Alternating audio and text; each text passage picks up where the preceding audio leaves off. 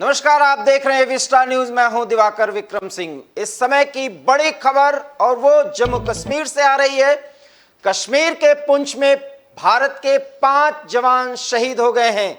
सीमा पर भारत के 5 जवानों के शहीद होने की खबर आ रही है और वो ये है कि एलओसी पर एक बार फिर बंदूकें गरजी हैं और फायर एक्सचेंज में भारत के 5 जवानों के शहीद होने की खबर सामने आ रही है। एक बड़ी खबर और वो ये है कि जम्मू कश्मीर में सीमा की रक्षा करते हुए भारत के 5 जवान शहीद हो गए हैं।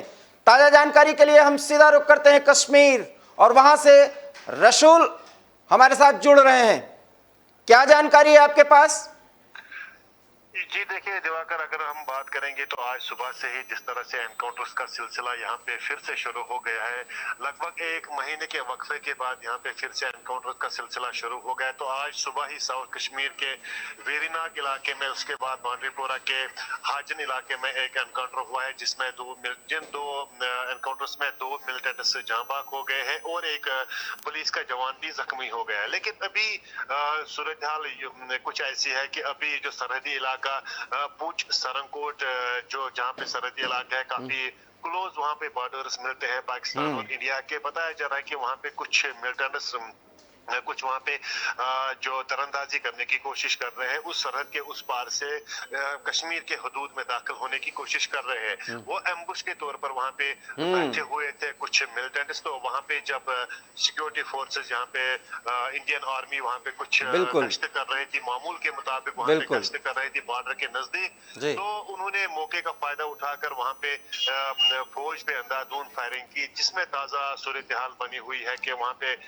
5 जवानों की शहादत हुई है, जिसमें एक जेसीओ भी शामिल है। बताया जा रहा है कि वहाँ पे सूरत हाल इस वक्त काफी तनाव बनी हुई है। वहाँ पे इजाफी फौजी दस्तों को भी तलब किया गया है और ये भी कहा जा रहा है कि वहाँ पे जो मिलिटेंट्स वहाँ पे छुपे हुए थे जिन्होंने ये कारनामा अंजाम दिया, एनकाउंटर अंजाम दिया, तो उनकी तलाशी बड़े पैमाने पर जारी है और वहाँ पे एयर सर्विस का भी इस वक्त खिदमत हासिल की गई है।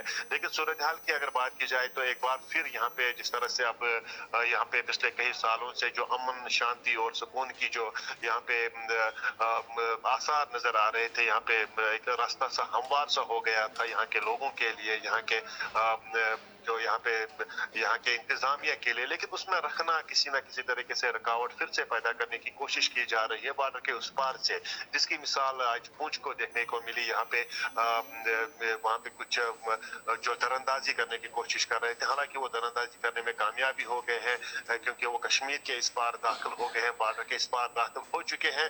ये इस बात से साफ जाहिर होता है कि जिस तरह से वहाँ पे एक एनकाउंटर के दौरान 5 जवान आर्मी के शहीद हो गए, जिसमें एक ऑफिसर जेसीओ भी शामिल है, तो ये बात इस बात का इशारा है कि जो दरअंदाजी करने की कोशिश कर रहे थे, जो मिलिटेंट्स बॉर्डर के उस पार से आ रहे थे, वो पुंछ के इलाके में दाखिल हो चुके हैं। जी निसार, आप बिल्कुल सही जानकारी दे रहे हैं और जैसा कि मैंने कहा कि ये आर्मी हमारी तरफ से जिस तरह से उनको रोक रही थी मिलिटेंट्स को, हम तो आतंकी कहते हैं उन्हें, वो अपने आप को मिलिटेंट्स कहते हैं, वो आतंकी सीमा पार से आ रहे थे, बॉर्डर से उनको एंट्री कराया जा रहा था जिसमें पाकिस्तान की आर्मी का सहयोग था। इसलिए सारा कुछ जो केंद्र है वो एलओसी है, चूंकि आपने बताया भी, तो एक तरह से जो एलओसी पर शांति की स्थिति बनी हुई है। अगर आप पिछले 3 से 4 दिनों की स्थिति का आकलन करें तो जिस तरीके से एनआईए का छापे पड़ते हैं, उसके पहले कश्मीर में 2 टीचर्स को निशाना बनाया जाता है और अब पुंछ में किस तरीके से आतंकियों की एंट्री कराई जा रही है, इन्फिल्ट्रेशन कराया जा रहा है, मतलब साफ है कि ठंड की शुरुआत के पहले पूरी तरीके से बॉर्डर को पूरी तरह से सरगर्म करना एक बड़ी साजिश हो सकती है पाकिस्तान का। और पाकिस्तान इतनी जल्दी में क्यों है, यह बात समझ से परे है। लेकिन आपको क्या नहीं लगता कि भारत अब एक बड़ी कार्रवाई कर सकता है, क्योंकि इन्फिल्ट्रेशन के साथ साथ जिस तरीके से कश्मीर सहित खास करके दक्षिण कश्मीर में आतंकियों के जो गतिविधियां हैं या उनकी जो कार्रवाइयां हैं वो या उनके जो षड्यंत्र हैं वो ज्यादा तेजी से आगे बढ़ रहे हैं।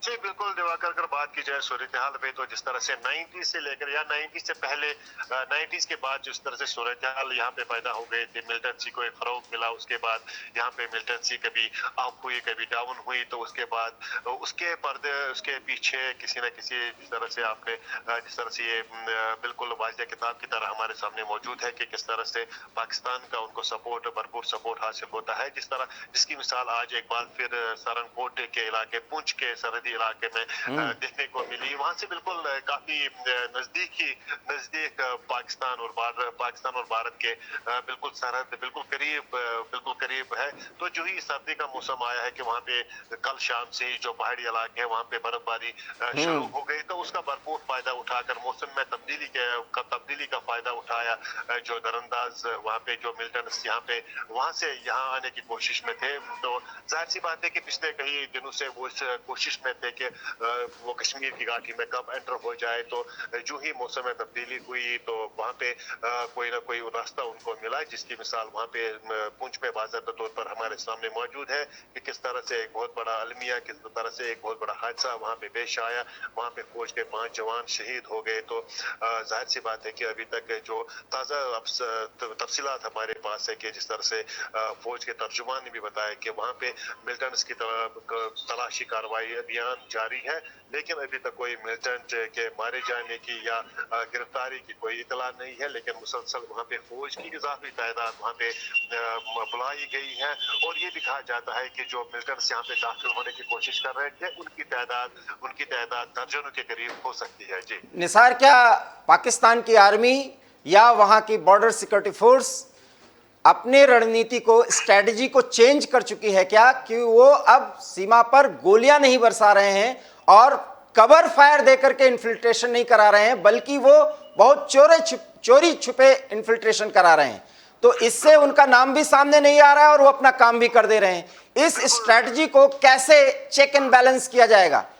बिल्कुल जाहिर सी बात है कि जिस तरह से जो यहाँ पे मिलिटेंट्स जो बॉर्डर के उस पार से आते हैं, तो जाहिर सी बात है कि उनको पाकिस्तान की आर्मी के बगैर जो इस तरह से सपोर्ट के बगैर वो यहाँ पे दाखिल नहीं हो सकते, क्योंकि जिस तरह से जो पाकिस्तानी आर्मी है वो भी बॉर्डर के चप्पे चप्पे से वाकिफ है और यहाँ की जो हमारी जो देश की आर्मी है वो भी बॉर्डर के चप्पे चप्पे से वाकिफ है। जो मिलिटेंट्स यहाँ दाखिल होते हैं उनकी गाइडेंस के बगैर या उनकी तर्जुमानी के बगैर या उनके सपोर्ट के बगैर यहाँ तो उनका दाखिला नामुमकिन है। जाहिर सी बात है कि जो पाकिस्तान की आर्मी है जो बॉर्डर के या बैट है उनका, तो जाहिर सी बात है कि उनके सपोर्ट के बगैर ये मुमकिन नहीं है। बिल्कुल वो किसी न किसी जब भी किसी मौके के फायदे के इंतजार में रहते हैं, तो जो ही उनको मौका मिल जाता है तो यहाँ पे उनको उनका दाखिली रास्ता उनके लिए आसान बनाती है। जी आप पूरी खबर पर निसार नजर बनाए रखिए, हम आपसे समय समय पर अपडेट लेते रहेंगे। और इस तरीके से आपने देखा कि पाकिस्तान की कारस्तानी एक बार फिर सामने आ रही है और वो आतंकियों को भारतीय क्षेत्र में प्रवेश कराने की कोशिश में लगी हुई है।